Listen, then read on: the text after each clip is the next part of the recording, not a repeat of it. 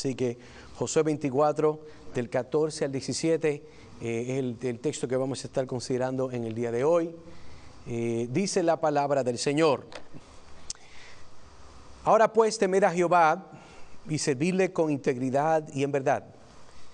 Y quitad de entre vosotros los dioses a los cuales sirviendo vuestros padres al otro lado del río y en Egipto, y servir a Jehová.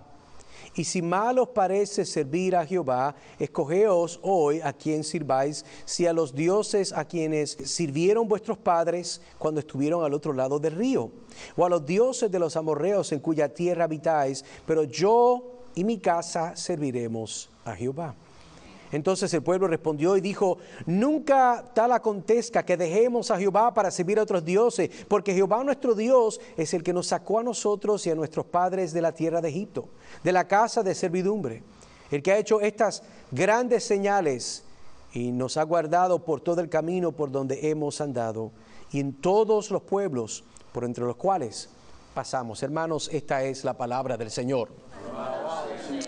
Estamos entonces, hermanos, viendo esta segunda parte de la adoración en el hogar. Ahora, la adoración familiar, dentro de lo que queremos tratar de tocar en el día de hoy, quisiera presentarle este concepto desde la vertiente de que no es una opción. Nosotros no tenemos opción, como quien dice, pagar los impuestos. Y si usted, pues, lleva mucho tiempo, déjame dar una alerta, eso no es bíblico. Yo sé que a veces hacen cosas muy malas con ese dinero y yo creo que, ¿verdad?, actualmente sigue esa fiesta en lo que es en el aspecto de Washington D.C., mientras buscan qué más van a quitarle dinero para seguir votando, y eso es otro argumento que se pudiera tener. Pero el punto aquí es de que la adoración familiar no es una opción. Yo sé que muchos de nosotros, y me incluyo yo, lo tratamos como si es opcional. Es más, seamos honestos, en muchos casos se trata como si no es parte de la vida cristiana. Ahora, entendemos que es un mandato de Dios que impacta a generaciones, y desde el principio Dios diseñó a la familia como el primer lugar de enseñanza espiritual, donde los hijos aprenden a conocer, a amar y a obedecer a su Creador. Entonces, en nuestro tiempo, muchas familias han delegado la enseñanza de la fe a la iglesia o instituciones cristianas. Un problema muy grande, dicho sea de paso. Pero la Biblia nos muestra que la responsabilidad principal de discipular a los hijos recae sobre los padres. No es suficiente llevarlos a la iglesia los domingos, debemos guiarlos en el hogar, modelando una vida de devoción y temor del Señor. Entonces, si Dios lo permite, lo que estaremos tratando de cubrir en el día de hoy, vamos a ver tres perspectivas. Uno, vamos a ver de Abraham, donde nos muestra que la adoración familiar requiere liderazgo espiritual. Dos, vamos a ver a Jacob, que enseña que la adoración familiar exige pureza y exclusividad. Y tercero, vamos a ver de un grupo, que serían aquellos que son de lo que llamaríamos regabitas, son un ejemplo de cómo la adoración familiar impacta a las futuras generaciones. Y además, obviamente, vamos a observar cómo la iglesia primitiva valoraba la adoración en los hogares y cómo la visión de Dios es la fe que se transmite de generación a generación. De generación a generación. Usted pensará, hermano, yo tal vez no viva después de los 90, tal vez no viva después de los 100, sí, pero lo que usted determina hoy que es el legado suyo se transfiere de generación a generación. Es una idea que para nosotros es muy rara porque nosotros no acostumbramos a pensar de esa forma. Nosotros pensamos en la vida nuestra y de ahí pues ellos se lo resuelvan como me lo resolví yo. Pero hermano, eso no es una perspectiva bíblica. Y yo creo que si queremos ver familias sólidas, iglesias fuertes y generaciones fieles al Señor, debemos recuperar este hábito de la adoración en el hogar. Entonces, la pregunta es, ¿estamos guiando a nuestras familias en el camino de Dios o estamos dejando que el mundo los modele? Esa es la realidad. Mientras más el mundo tenga una influencia que nosotros, ellos más se van a asemejar al mundo que los está hablando. ¿Sabía que el mundo está llamando a sus hijos, a sus hijas, para que ellos puedan doblar la rodilla a la adoración de todo lo que el mundo ofrece? El mundo constantemente está haciendo eso. Y lo que quisiera poder hacer el atentado es de ayudarnos a ver qué es lo que la palabra de Dios está de verdad diciendo. Quiero entonces ver nuestro bosquejo en 3 puntos. 1, ejemplos de la adoración familiar. 2, la iglesia primitiva y la adoración familiar. 3, el deseo de Dios de una fidelidad multigeneracional. Mire, hay personas, tomo un paréntesis para hablar un poco de la perspectiva de dinero, donde hay personas que la idea de dejar una prosperidad, una bendición multigeneracional no existe. Porque usted dice, bueno, con costo nosotros hacemos lo que tenemos y nunca nos ha sobrado. ¿Qué voy a dejar yo a una generación futura? Entonces, pero del mismo esfuerzo que toma intencionalidad, preparación para hacer tal cosa, nos toma a nosotros, hermanos, para poder que Dios nos use para dejar una generación futuras que puedan ver la palabra de Dios de una forma como nosotros la vemos en el día de hoy. Pasemos entonces a nuestro primer punto, que sería entonces los ejemplos de la adoración familiar. Ahora, la adoración familiar, como había dicho, no es algo opcional, sino una responsabilidad bíblica que impacta a nuestras generaciones, comenzando en este hogar. Pero quiero que entonces vaya conmigo a Génesis 18, versículo 19, donde quiero ver algunos puntos y después vamos a otros diferentes pasajes. Vamos a estar brincando en varios lugares porque quiero entonces crear el argumento de lo que quiero mostrarle. En este primer punto, quiero que usted vea ejemplos de la adoración familiar. En Génesis 18, 19 dice, porque yo sé que mandará a sus hijos y su casa después de sí, que guarden el camino de Jehová, haciendo justicia y juicio, para que haga venir Jehová sobre Abraham lo que ha hablado acerca de él. Ahora sí, por encima uno dice, bueno, este verso como que no tiene mucho que decir, pero el contexto es lo que nos da la llave para entender lo que está diciendo el verso. Y lo primero que usted quiero que note es que el liderazgo espiritual en la familia es un deber dado por Dios. Note la frase, mandará a sus hijos y a su casa. El que manda a sus hijos a su casa es una persona que tiene un liderazgo, una persona que está rigiendo ese hogar. En el mundo, obviamente, donde existe este fenómeno de madres solteras, es una realidad donde también una madre tiene que regir y liderar su hogar para hacer que estas cosas sucedan. Y muestra en este caso, en este verso, Abraham era responsable de guiar espiritualmente a su familia. ¿Cómo es usted? Y como lo soy yo. La palabra mandará, en este caso que se está usando, significa, muy sencillo, dar órdenes. Y no solo sugerencias. En el día de hoy, hablamos la última vez, que están estos patrones muy raros de lo que son los padres, donde no se entiende lo que es la autoridad. Hoy en día el mundo presenta que el ser padre es una conversación que nunca termina con sus hijos. Y yo no estoy en contra de no conversar. Pero hay una realidad que llega un momento donde no es una conversación, sencillamente es una orden. Y tenemos que entender que un liderazgo espiritual en la familia es un deber que es dado por Dios. Liderar es dirigir. Liderar no es una democracia. Ahora, qué bendición cuando todos estamos de acuerdo. Pero en todos los casos no es así.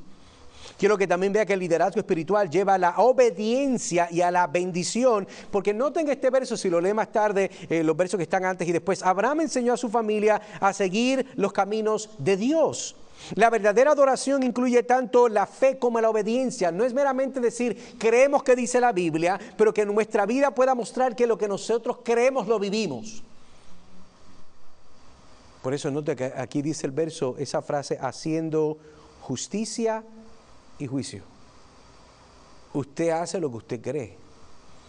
Usted hace lo que usted entiende que es correcto. Y eso es lo que nos está diciendo. Y debido a que Abraham lideró bien, Dios cumplió sus promesas en él. No es de que si Abraham lideraba mal, no se cumplían.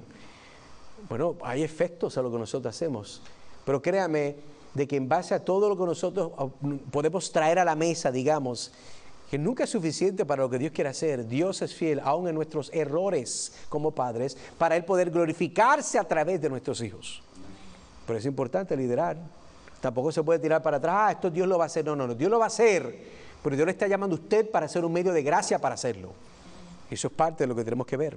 Quiero que entonces también note ahora este segundo punto de la adoración familiar. Exige pureza y exclusividad. Este es un verso que vamos a ver en Génesis 35, versículos 2 al 4. Génesis 35, del versículo 2 al 4. Mire lo que dice la palabra del Señor. Entonces Jacob dijo a su familia, a todos los que con él estaban, quitad los dioses ajenos que hay entre vosotros y limpiaos y mudad vuestros vestidos. Y levantémonos y subamos a Betel y allí haré altar al Dios que me respondió en el día de mi angustia y estado conmigo en el camino que me han dado. Y así dieron a Jacob todos los dioses ajenos que habían en poder de ellos, y los zarcillos que estaban en sus orejas. Y Jacob los escondió debajo de una encina que estaba junto a Siquem. La adoración familiar exige pureza y exclusividad.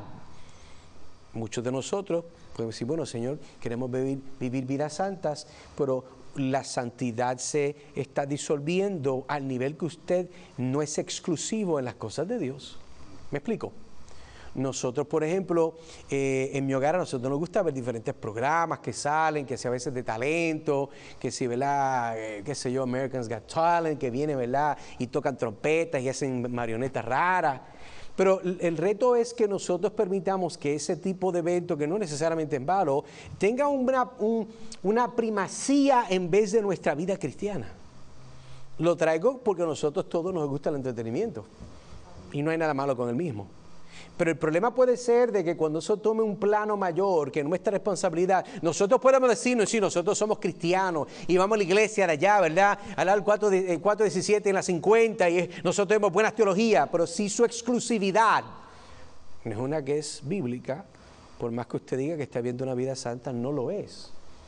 Porque usted está diluyendo sus principios por adorar otras cosas antes que Dios. Y eso es una realidad que tenemos que lidiar. Note entonces el verso conmigo. Número 1, la adoración familiar requiere limpieza interna y externa. Mire el verso que teníamos entonces ahí. El verso nos muestra claramente de que Jacob manda a su familia a quitar, ¿qué? Los ídolos. Ahora, nosotros podemos pensar fácilmente cuando pensamos tal vez en diferentes lugares, en nuestras culturas latinas, aún desde la perspectiva de la Iglesia Católica Romana, nosotros entendemos que un ídolo es una cosita, ¿verdad? Si usted va a los chinitos a comprarse un arroz, usted ve el budita sentadito bien gordito, ¿verdad? Le ponen una naranja, le ponen una vela, no sé por qué. El punto es de que nosotros pensamos en ídolos y vemos una imagen. Pero no solamente es aquello que es una imagen que yo puedo tocar, sino es la imagen de lo que yo adoro en la forma que me conformo a eso y lo muestra claramente mi tiempo. ¿Cuáles son sus ídolos?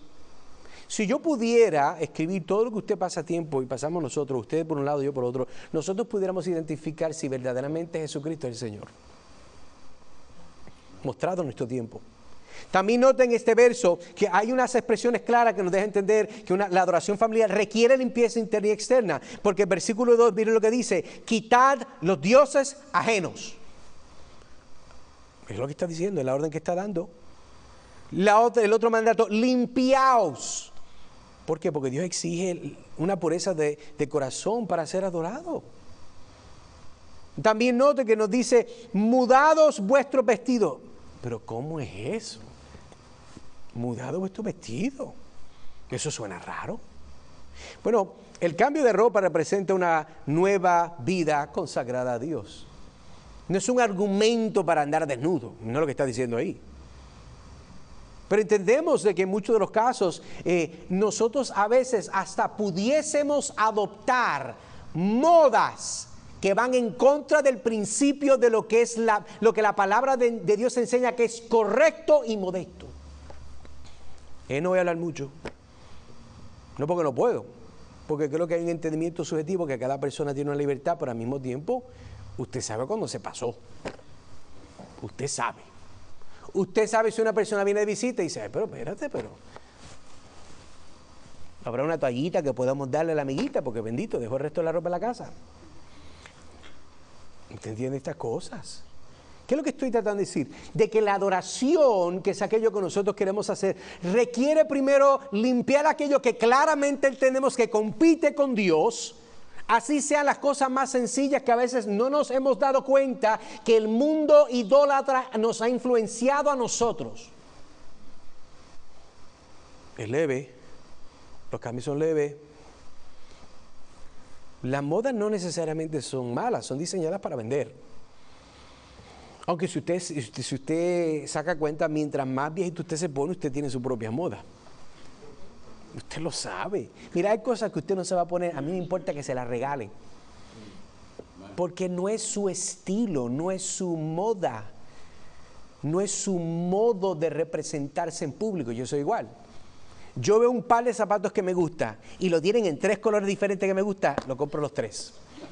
¿Por qué? Porque entonces ahora no tengo que buscar el mismo zapato en otro color, entonces ahí me ahorro años de ir a comprar zapatos, será porque soy vago.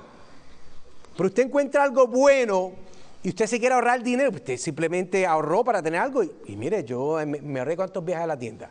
Pues tengo el zapato que me gusta, el modelo que quiero en 3 colores. Y seré yo el único raro, no se apure, sigo igual de contento. El punto es que cada persona tiene una moda, tiene un estilo de cómo se representa, y aún en el aspecto externo podemos a veces representarnos.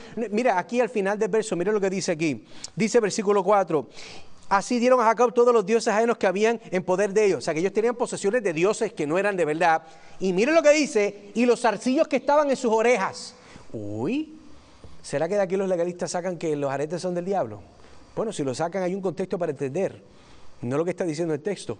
Y Jacob los escondió debajo de una encina que estaba junto a Siquem. ¿Por qué entonces estaban colectando estos los zarcillos que estaban en sus orejas? Bueno, porque estamos ahora hablando que eso tenía un significado cultural que negaba lo que ellos profesaban como familia cristiana. Tal vez para ellos era un zarcillo, un arete, para usted puede ser otra cosa. Por eso él decía, mudad de vuestros vestidos, porque había algo ahí en la forma que ellos estaban asimilando el movimiento actual, que era en contra de quién es Dios, aún en la forma que las personas se están vistiendo. Y yo no vine aquí a decirle que usted se pone, que usted escucha, simplemente estoy haciendo una apelación y un llamado por el Espíritu a su corazón para que entienda y diga, de verdad estoy viviendo de una forma que lo que vivo, escucho, me pongo y hago, glorifica al Señor. Si la respuesta del Espíritu Santo es no, arrepiéntase, deshágase y siga para adelante.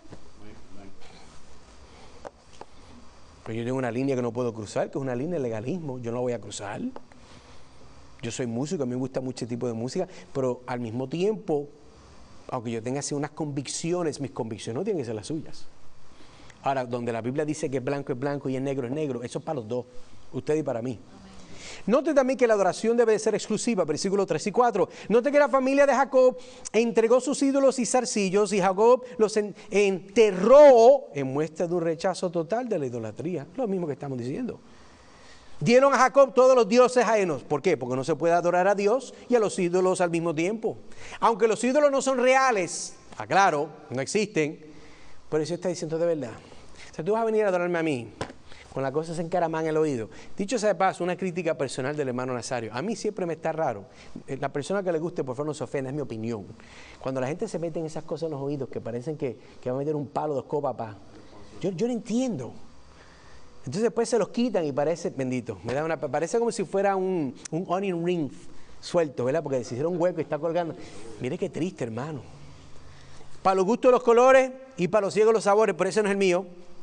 Pero el punto es de que eso son a veces cosas, resultados de modas que existen, que miren, necesariamente no creo, soy honesto, que sea algo que están adorando, el babalao de allá. No es eso. Aparte que creo que es ridículo, mi opinión, escuche, mi opinión. Pero hermano, ¿qué tiene que ver eso con adorar a Dios? Nada, usted su libertad, amén, téngala. Pero usted entiende el punto mío. Yo no quiero tener parecidos con gente que odian a Cristo, tienen práctica. Ahora, entramos al otro extremo, que hay personas que se ven muy limpias, muy lindas, muy conservadoras, ¿verdad? Muy allá de, y son gente mala. Pero entendamos que vivimos en un mundo de apariencia, ¿sí o no? Por lo menos la persona que parece que es respetable, usted va a escucharlo. Pero la persona que se aparece con una peste a marihuana que está de aquí al cielo, usted no puede ser, me van a robar, mira, cuidado, cierra las puertas. Mira, hey. Usted lo ha hecho. Porque no solamente es lo externo, sino es lo interno, pero lo que está internamente se manifiesta en lo externo. Bueno, pasemos entonces a este tercer punto dentro de este primer encabezado. Quiero que vean entonces la adoración familiar impacta a las futuras generaciones. Miren lo que dice aquí. Jeremías 35, de 6 al 10. Mas ellos dijeron, no beberemos vino.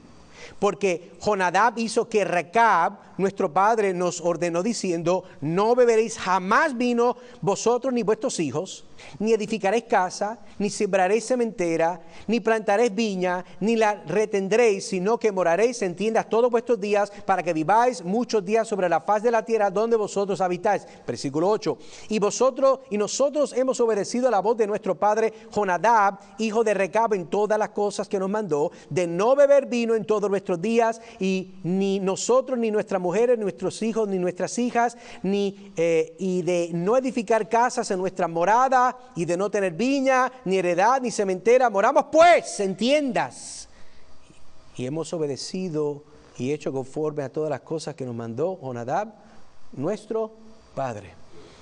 Cualquiera de este hombre es un poquito especial. O sea, como que no construyas casa, como que no tengas cementera, o sea, que no tomes vino. Pero usted está perdiendo de vista por qué es que él enseñó esto. Note aquí que en estos versos del 6, versículos 6 y 8, mire el versículo 6. Dice, mas ellos dijeron, no beberemos vino porque Jonadab, hijo de Recab, nuestro padre, nos ordenó. Entonces, es interesante porque ellos están diciendo, yo sé que se le hizo muy difícil, nosotros no vamos a hacer esto porque nuestro padre nos lo dijo. ¿Usted cree que todo el mundo está de acuerdo? No. ¿A quién no le gusta un buen vino? Fresco, emparejalo con un quesito bien bueno, ¿verdad? Eso no es malo. Pero él dijo, no, lo hagan ustedes. Porque él entendía que para su familia, su descendencia, él tuvo una experiencia, ¿verdad?, que marcó su vida. Ustedes no hagan eso. Colorín colorado, ya se acabó. Versículo 8. Y nosotros hemos obedecido la voz, es lo que están diciendo la familia, de nuestro padre Jonadab y hijo de Recab en todas las cosas que mandó. Mira, hermano, quiero que entienda algo. Al nivel de obediencia y sometimiento que tiene esta familia con este señor. Yo todavía voy a seguir peleando que tenga los cuartos limpios. Y este señor pidiéndole a sus hijos, no tomen vino, no tengan cementera, no hagan casa, quédense en nómada. Y la gente, vamos a hacerlo porque papi lo dijo. Aleluya. Yo quiero ese nivel de sometimiento. Lo que estoy mostrando es que cuando hay un liderazgo verdadero, un liderazgo justo, piadoso, la familia se somete. No dije perfectamente, pero se somete. Por eso la fe se enseña en el hogar y se transmite. Lo que este padre creyó lo transmitió. ¿Usted cree que Jonadab estaba bebiendo vino? No. ¿Usted cree que su papá? Tampoco. Porque ellos entendían que en esta casa no es que es pecado, ahí no dice en ningún lugar que es pecado, no lo dice, búsquelo. No, simplemente nosotros como familia no lo vamos a hacer. Yo conozco familias que dirían, mira, nosotros no vamos a fiestas patronales. ¿Por qué? Bueno, dependiendo de la ciudad, en ciertas ciudades es tan obsceno el ambiente, lo que la gente hace y tan poca ropa que se ponen que no vale la pena llevar a su familia a una fiesta patronal, dependiendo de la ciudad. La familia entonces dice, nosotros no vamos. Claro, el que se casa hace lo suyo, pero el que se casa y honra a su padre y es cristiano, entiende la sabiduría de su padre y no va. Yo no vuelvo más a evangelizar cerca del 31 en Halloween, porque es un show de quién menos se pone ropa en Downtown Orlando. Eso es la verdad. Mientras más viejito me pongo, más liberal la gente. Entonces, yo no voy a ir allá, voy a ir a predicar a Cristo del tratado, amén, pero es un lugar para cualquier persona estar, casado no. A menos que usted quiera buscarse un problema en su pensamiento. Hay cosas que no convienen, hay cosas que no ayudan. Pablo decía, todo me es lícito, pero no todo me conviene. Todo me es lícito, pero no todo edifica. Hay que entender eso. Segundo, la adoración familiar crea una identidad firme. Versículos 7, 9 al 10. Nota que dice, ni edificaréis casa, ni sembraréis cementera, ni plantaréis viña. Y continúa hablando. Versículos 9 y 10. Dice, no, y de no edificar casas para nuestra morada, y de no tener viña, ni heredad, ni cementera. Usted dice, pero es que ¿cuál es el problema? El problema aquí que usted tiene con esto es que usted no entiende por qué. Pero le digo algo al fin del día, el problema no es que entienda el por qué. El problema de esta familia es que él dijo que no.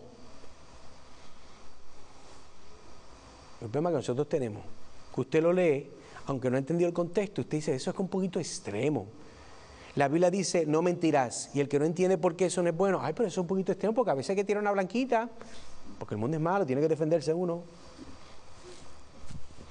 No, Dios dijo que no. No harás falso testimonio. Y por ahí siguen todas las otras.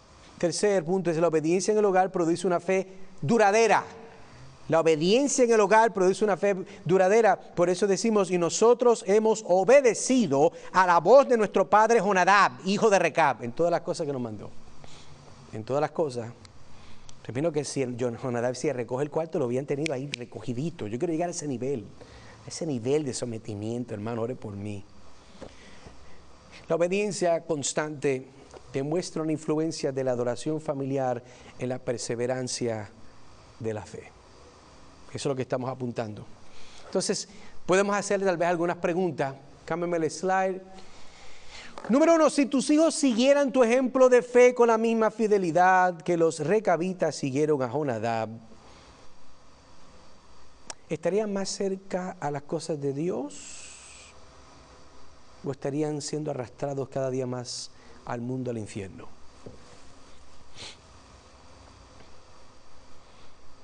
Si nuestra obediencia como padres se supone que afirme lo que nosotros predicamos del Evangelio y llamamos a nuestra familia a hacer, quiera Dios que nosotros podamos obedecer al Señor a una forma que deje a nuestros hijos boquicallados, sin excusa que el mundo, el diablo y la carne quiera darle a ellos de por qué no obedecer. 2, ¿qué legado espiritual estás construyendo en tu hogar? ¿Estás enseñando una fe que pueda ser transmitida y obedecida por generaciones? Y eso usted en su corazón puede responderlo con fidelidad, porque el Señor obviamente nos ha llamado a nosotros dar una respuesta a cada uno de nosotros. Hemos entonces visto el primer punto, ejemplos de la adoración familiar. Ahora quiero que veamos la iglesia primitiva y la adoración familiar. Miren entonces ahora conmigo lo que sería Hechos 2:46. Hechos 2:46. Y en este punto quiero que veamos que la adoración en el hogar era normal. Creo que se pasó uno. Sí, se pasó uno. Ahí está. Mira lo que dice Hechos 2:46. Y perseverando unánimes cada día en el templo y partiendo el pan en las casas, comían juntos con alegría y sencillez ¿de qué? De corazón. Entonces, vemos que los primeros creyentes adoraban tanto en el templo como en los hogares. Haga la conexión. Pues hay personas que son bien buenas para llegar los domingos, pero en su casa, nada. En su casa hay una falta de expresiones audibles de la palabra de Dios. ¿Se acuerda que el último sermón le hablamos de cuando las personas se ponían las cajitas aquí en el frente? ¿Se acuerda? Yo creo que es muy bonito, cada uno tiene su estilo de decorar la casa, pero es bonito cuando las personas tienen versos bíblicos en la pared y usted llega, usted los lee y va al baño y tiene algo inspirador. O sea, eso yo creo que es un ambiente muy bonito porque nos recuerda, número uno, de que hay un Dios en el cielo. 2, creo que es una representación de lo que esa familia piensa. Ahora, no estoy diciendo que si usted no lo hace no es cristiano, simplemente que creo que es bonito, en mi experiencia, si se hace bien, porque hay casas que, bendito, se le va la mano. Ay, bendito, tiene unas cosas ahí que no, bueno, ya esas son las preferencias mías, de los colores, bendito, tal vez yo que era, como decían, colorblind, no veían bien los colores y ponían cosas que no marchaban bien. Pero noten el Hechos 2:46 que la adoración también es frecuente, porque dice ahí, y perseverando unánimes cada día, es la frecuencia, en el templo. O sea, nos está diciendo que lo están haciendo todos los días. Todos los días. Uy, hermano, ¿usted se imagina que nos viéramos todos los días? Qué lindo sería. Y más si todo el mundo trajera los mismos platos que ustedes cocinan, que son espectaculares. Sería una fiesta que no termina. Pero no es factible. Pero en ese tiempo lo era. Note también que las familias cristianas deben priorizar la adoración diaria a través de la lectura de la Escritura, oración y el canto.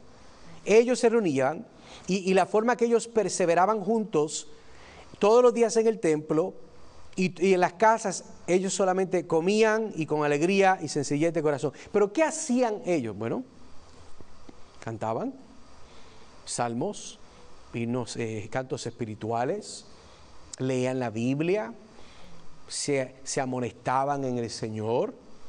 ¿Por qué? Porque la adoración siempre desde el principio de la iglesia es algo normal. La adoración familiar es algo normal. No solamente se hacía y se hace en la iglesia, usted lo hace en su casa. Nosotros somos muy fáciles para hacer 10,000 excusas. Y lo sé porque yo lo he hecho. Le doy un ejemplo. Tal vez yo voy a describir a alguien más y no es usted, pero eso usted gócese. Nosotros somos tan buenos que para cosas que no tienen nada que ver con lo espiritual, usted se faja por YouTube y comienza a ver videos y por Instagram, que yo quiero hacer, cómo voy a montar esta cosita en la casa, que es que me tiene, yo quiero hacer esto en casa, y comienza a buscar, identificar y la lista, y qué necesito, y a dónde lo compro, y quién me da el descuento. Ahí te vas y te fajas, lo corto, la regla, ¡juá! Lo pones ahí, queda lindísimo. Cuando llega todo el mundo a la casa, indirectamente, ¿verdad? Estás así apuntando para que lo vean. Amén. Ser creativo. Trabajar con sus manos. Pero cuando llega este asunto de lo que son la adoración familiar, todo el mundo se pone así. O sea, no sirve para nada. Nos ponemos así. ¿Por qué? Lo soy honesto, no sé, porque cada caso es diferente. Pero creo que es posible que como no es algo que hemos normalizado en nuestros hogares, nos cuesta hacer algo que de verdad es normal para el cristiano, pero no normal en nuestra cultura para muchas personas. Y quiera Dios que podamos influenciarnos los unos a los otros para abundar y crecer en tan hermosa práctica en nuestros hogares. Quiero que entonces veamos ahora este segundo punto, que es el hogar era una comunidad pactual. Salmo 78, versículo del 5 al 7. Mire lo que entonces dice aquí. Él estableció testimonio en Jacob y puso rey en Israel, la cual mandó a nuestros padres que la notificasen a sus hijos, versículo 6, para que lo sepa la generación venidera y los hijos que nacerán y los que se levantarán lo cuenten a sus hijos, a fin de que pongan en Dios su confianza y no se olviden de las obras de Dios, que guarden sus mandamientos. Entonces, entendíamos que el hogar es una comunidad pactual en base a lo que Dios ha hecho con un grupo en particular. Vemos aquí entonces que la responsabilidad pactual es de los padres. La palabra aquí, mande, indica un deber divino. Escuche bien, esto no es sencillo, esto es divinamente instituido por Dios. Divino de instruir la familia en el pacto. ¿Qué pacto? Bueno, en el caso del Antiguo Testamento, el Dios de Israel hace pacto con Israel. Pero nosotros que estamos en Cristo, ese mismo Dios es nuestro Dios, el Señor Jesucristo. Y nosotros estamos en una relación pactual de gracia por la obra de Cristo. Nosotros debemos de apuntar a nuestra historicidad y decir, mira, nosotros venimos de allá. Nosotros estamos acá a causa del Dios que estaba allá. Y nosotros debemos de servir ese mismo Dios con ese mismo amor, ese mismo respeto, con ese mismo compromiso. Note que la adoración, cuando estamos viendo aquí este concepto, había una transmisión generacional del pacto. Por eso dice este verbo notificasen, significa inculcar con insistencia, mostrando una enseñanza continua en el hogar. Esto no era de vez en cuando y cuando en vez, esto era y dale. Y ¿usted se acuerda que vimos el otro verso del Shema? En la mañana, saliendo, entrando, tomando el café, comiendo cornflakes, en el carro peleando, en el parquecito, caminando en Disney, sacando la basura. Está exagerando, eso no dice el verso, usted me entiende. Este notificar es insistir, inculcar. De la misma forma que el mundo se pasaba metiendo todo tipo de descontrol moral y sexual con diferentes personajes que todo el mundo se les ríe, pero poco a poco te están bajando el nivel de seriedad en lo que es el pecado. Eso, así es como funciona. Pues hay que inculcar la palabra de Dios. Tercero, la continuidad del pacto en la familia. La palabra mandamientos en este verso implica un decreto legal mostrando que el pacto es multigeneracional. Por eso Salmo 78, de 5 al 7, vemos esta idea. Y no se olviden de las obras de Dios. ¿Por qué? Bueno, que guarden sus mandamientos. ¿Por qué debes de guardar los mandamientos de Dios? Porque Dios ha hecho algo. Y Dios va a hacer algo. Y lo que Dios va a hacer depende de lo que Él ha hecho. Y tu vida depende de lo que Él ha hecho y lo que va a juzgar. Arregla tu vida con Dios, hijo. Hablaba con un familiar que está viendo una vida desordenada, pero me dice, no, porque yo quiero servir al Señor. Amén. Pero tú no puedes servir al Señor con una vida desordenada. Un desorden feo. No es que yo estoy orando para que Dios me ilumine. ¿Cómo Dios te va a iluminar si ya tú fijaste continuar en tu desorden? Porque el pecado no respeta a nadie, se lo lleva a todo el mundo enredado. Yo voy a ver cómo es que Dios en medio de este pecado va a arreglar mi situación, pero yo no voy a dejar mi pecado, sino que Dios tiene que buscar una forma como de de caberlo ahí. Como Tetris. Pam, para, pam, para, pam. Te le da vuelta, lo encaja. Hermano, Dios no va a incluir su pecado en su vida. Arrepiéntase de su chuletería, dicen por ahí. Crea que Dios es santo y viva de tal forma que muestre que lo es. Y para nosotros que somos padres, esto es algo esencial en nuestras vidas. Mira ahora entonces conmigo lo que sería este tercer punto de la adoración familiar, es un llamado de por vida, Deuteronomio 6, de 6 al 7. Ahora, en este verso usted va a ver conmigo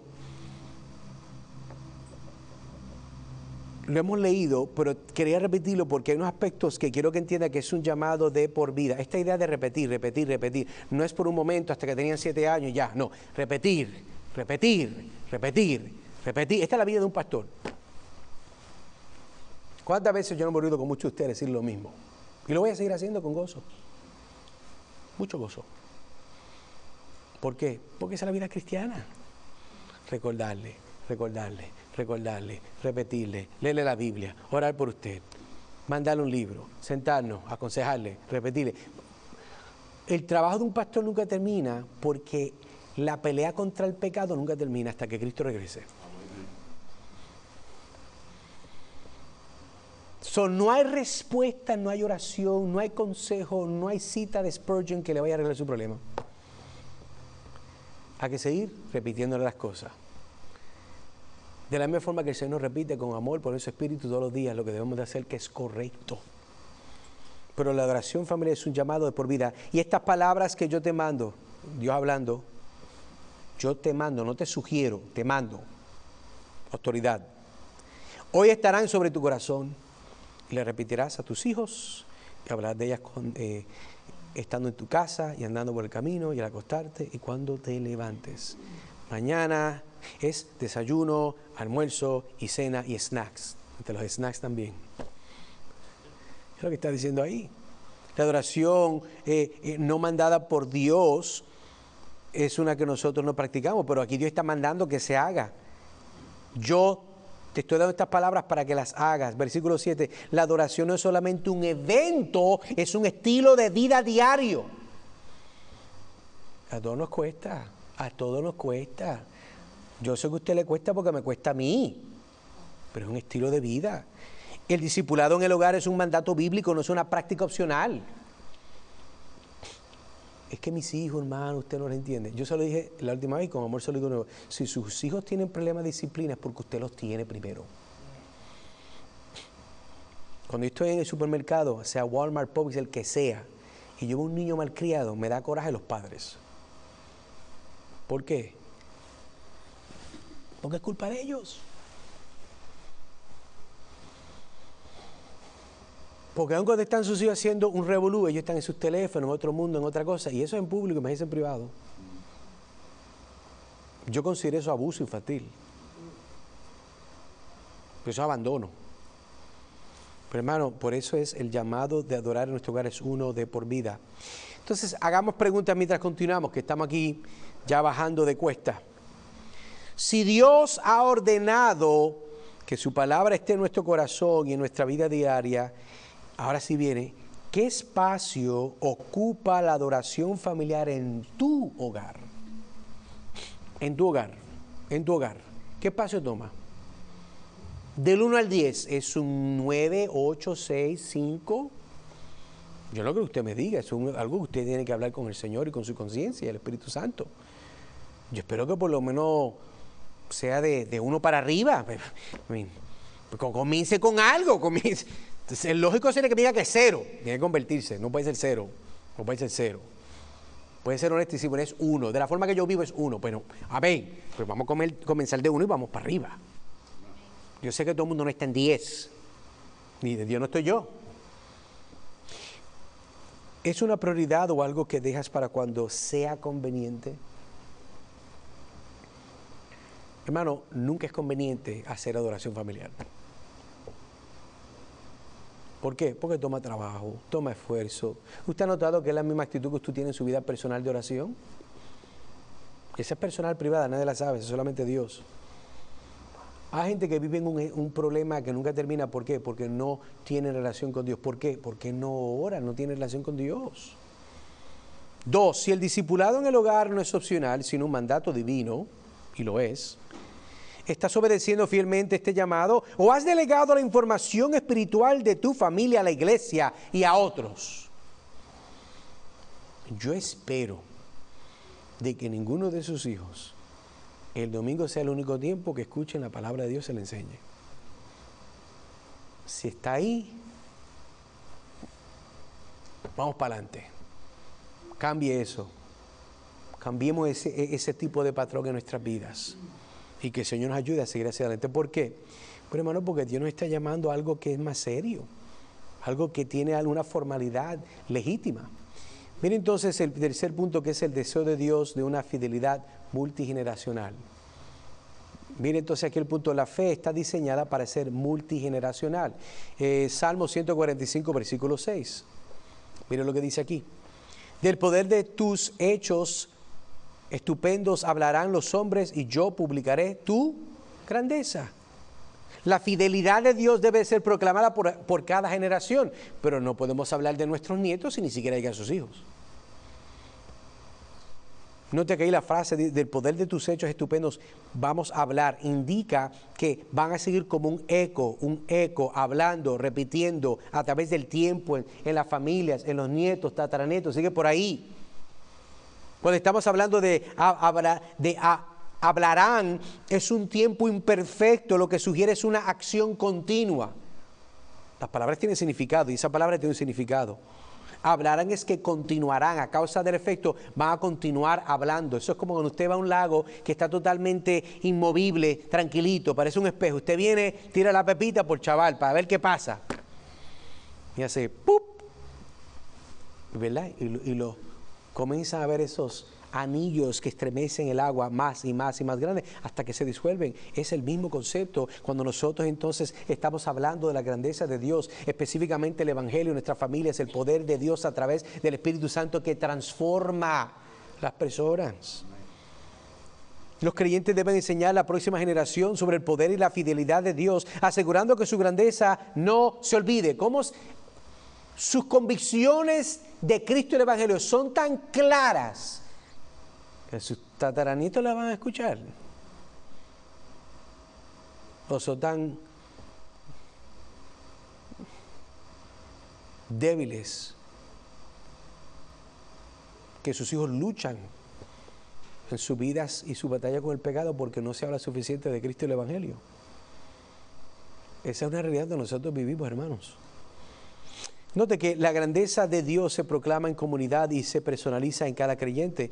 Note aquí cuando dice que hay un cambio, en este texto hay un cambio del sujeto del versículo, hablarán los hombres, que es plural, y note que después dice, y yo publicaré tu grandeza. Hay un aspecto donde nosotros queremos hacerlo, pero al fin del día, aunque el mundo pare, usted siga. Aunque el mundo pare, usted siga. Aunque la iglesia se cierre, usted siga. Aunque la familia se vuelva loca y hereje, siga usted. Aunque su cónyuge le haga la vida difícil de cuadrito, eso no pasa, en esta iglesia no pasa, gloria a Dios. Pero si fuera a pasar, usted siga hacia adelante. Dios es fiel para ser mucho más grande y abundante de lo que nosotros podemos imaginarnos por el poder de su Espíritu. Note que cuando dice aquí, publicaré, está hablando algo muy importante. ¿Por qué? Porque aquí lo que está apuntando, está diciendo que es declarar detalle, resaltando la importancia de contar los hechos de Dios con precisión. No es por encimita, con precisión, con detalle. Esto fue lo que Dios hizo, así fue la historia. A veces nosotros hablamos a los niños, porque son niños y entendemos como que los detalles no los absorben. No, ellos absorben todo. Todas las cosas, ¿cuántas películas los niños se memorizan las canciones de Disney? Y las cantan, y las cantan. Ay, las cantan. Y se memorizan todo, hasta las palabras, ¿verdad?, de recitar las películas. Y nosotros no queremos ser detallados con el estudio bíblico, no porque no entiendes, porque somos vagos. Hay que crecer en esa área. 2, los padres son llamados a enseñar, Efesios 6:4. Veamos este verso una vez más. Efesios 6:4. Miren lo que dice aquí. Dice, qué raro que esto. Go to the next slide. Y vosotros, padres, no provoquéis a ira a vuestros hijos, sino criadlos en disciplina y amonestación del Señor. Hablamos de esto un poco la semana pasada, pero el enfoque de esta semana es que Dios nos llama a enseñar, a guiar. Enseñar y guiar van juntos de la mano. Esto está dirigido directamente a los padres, cuando dice padres. No está hablando netamente de hombres, sino de los dos, hombre y mujer. Y la ordenanza es una enseñanza bíblica, por eso dice disciplina y amonestación del Señor. Así que la amonestación y disciplina no es suya, no es cultural, No es conservadora, aunque lo puede hacer, es del Señor. Es una que proviene de la palabra de Dios, la cual es inspirada del Señor. Y note que también destaca un proceso continuo, porque dice el verbo criadlos. Hermano, criar a alguien es difícil. Yo tengo uno de 24 y criar es difícil. Es buena gente, pero el criar es difícil, porque eso es lo bueno, los malos. Los buenos, los malos días. Los días seguros, los días inseguros. Los días que te caigo bien, los días que soy el diablo. O sea, que tú no sabes cuál es y tienes que criarlo igualmente. Eso no es fácil. Hoy me quieres abrazar con besos porque te caigo bien. Mañana no quiero saber qué estás pensando y que Dios te guarde. Eso es criar. Así que esta idea que está hablando Efesios 6 está diciendo, padres, ¿se acuerdan? No los provoquen, pero el énfasis es enseñen a sus hijos, críenlos en la disciplina y en la amonestación del Señor. Mire este próximo punto, la adoración familiar fortalece la iglesia y las futuras generaciones. Mire Salmo 103, versículos 17 al 18. Dice, mas la misericordia de Jehová es desde la eternidad hasta la eternidad sobre los que le temen, y su justicia sobre los hijos de los hijos, sobre los que guardan su pacto y los que se acuerdan de sus mandamientos para ponerlos por obra. Punto que me llama la atención. Número 1, no sé por qué el salmista pensó que era apropiado o necesario decir desde la eternidad hasta la eternidad. Creo que está haciendo un énfasis que no termina, por si acaso. Importante leer eso ahí. Pero note que lo que está diciendo es ser enfático de que esa misericordia es aquellos que le temen, y los que le temen son aquellos que guardan su pacto y se acuerdan de sus mandamientos. Usted puede como que leerlo al revés y entiende lo que está diciendo. Porque aquellos que guardan, los ponen por obra, y guardar los mandamientos son los que guardan los pactos, y aquellos obviamente serían aquellos por la cual Dios, la justicia Dios pone sobre sus hijos de sus hijos. ¿Por qué? Bueno, porque esa misericordia que Él pone sobre aquellos que guardan sus pactos es una que es definida por el Dios que la da, que es de eternidad hasta eternidad.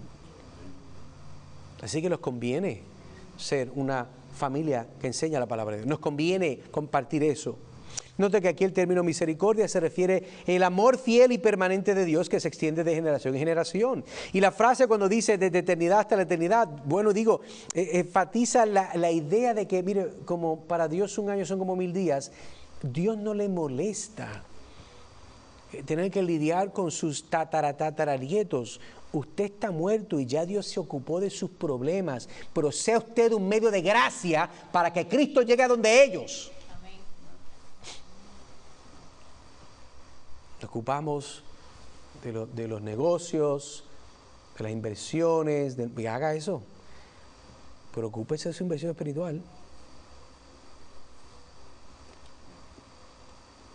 $100 en la mano de una persona cuerda es mejor que $100 en la mano de una persona enferma. Eso solamente lo hace Dios, y por eso nosotros estamos hablando de este tema.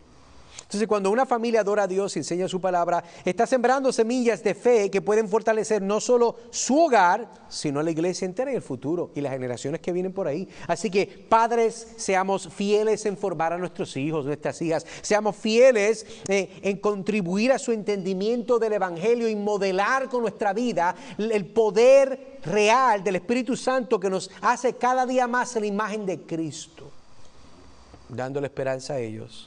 Que aunque ellos también son pecadores, hay esperanza en el Cristo de la gloria que los puede hacer más como Él.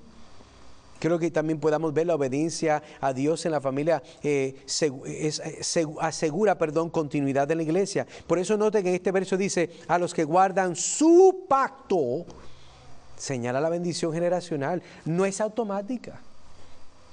La gran comisión, enseñándoles que guardéis todo lo que os he mandado. La gente no sencillamente obedece, enseñándoles. Es el mandato de la Gran Comisión. Es lo mismo aquí.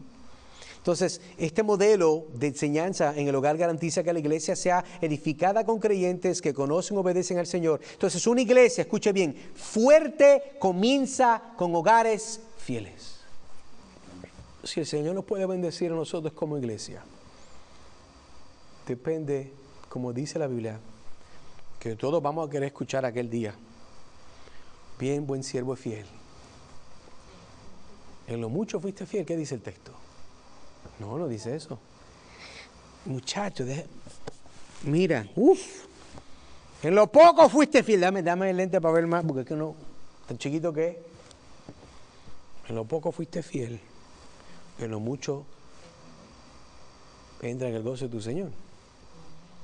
Esperemos, hermanos, que nosotros seamos fiel. En lo poco seamos fiel, pero no por vagos. Que el Señor nos ayude a crecer en nuestras disciplinas para ser más abiertos en esta idea de la palabra del Señor. Terminemos entonces con 2 preguntas y culminamos.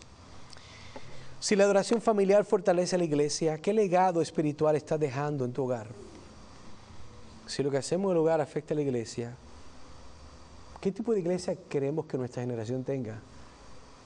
¿Y será nuestro hogar la habilidad de poder transmitir eso a la iglesia? Así es como funciona.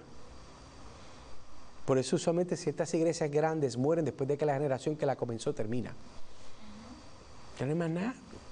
Y le voy a decir más, porque aunque bonito fue la generación, su llamado no fue claro en entender que esto tiene que ver con su familia.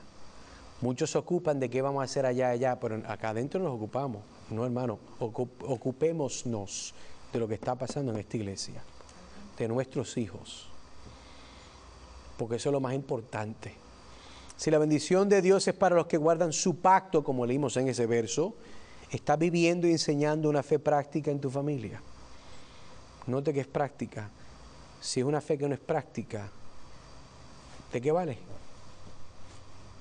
Teórica puede ser, pero teórica no me compromete. Práctica sí me compromete. Y todo lo que Cristo hizo fue práctico. Así que eso nos lleva entonces una vez más. Quiero leerle entonces, como quien dice, el llamado que teníamos ahí. No creo que está en la pantalla, pero se lo leo. Dice, dejemos todo aquello que nos aparta de Dios, padres, a guiar a nuestras familias en la adoración y confiar en sus promesas, aún en medio de las pruebas. Sí, porque cuando no hay pruebas está bien, pero aún en medio de las pruebas, aquel que comenzó la obra la va a perfeccionar hasta el día que regrese. Así que tenemos mucha esperanza, mucha expectativa, porque el Dios mío gana al final. Oremos. Trino Dios y Padre Celestial, te damos gracias porque tú eres bueno, fiel. Gracias, Señor, porque tu palabra nos recuerda, Padre, que nosotros sin ti nada podemos hacer. Señor, glorifícate en nuestras vidas, glorifícate con nuestros hijos, glorifícate en la forma que podemos, Señor, crecer en la práctica de estas disciplinas espirituales. Ayúdanos por el poder de tu Espíritu a entender que la inversión más grande para un futuro son nuestros hijos. Sálvalos, sánalos de los ataques del diablo psicológicos, filosóficos, enfermos que hay en el mundo. Protégelos, Señor. Cúbrelos y ayúdanos a nosotros como padres a ser un ejemplo, Padre, que sea digno de poder apuntar a la hermosura de nuestro Señor Jesucristo. Porque lo pedimos únicamente en el nombre de nuestro Señor, el Rey de Reyes, Señor de Señores, Jesucristo. Amén y amén.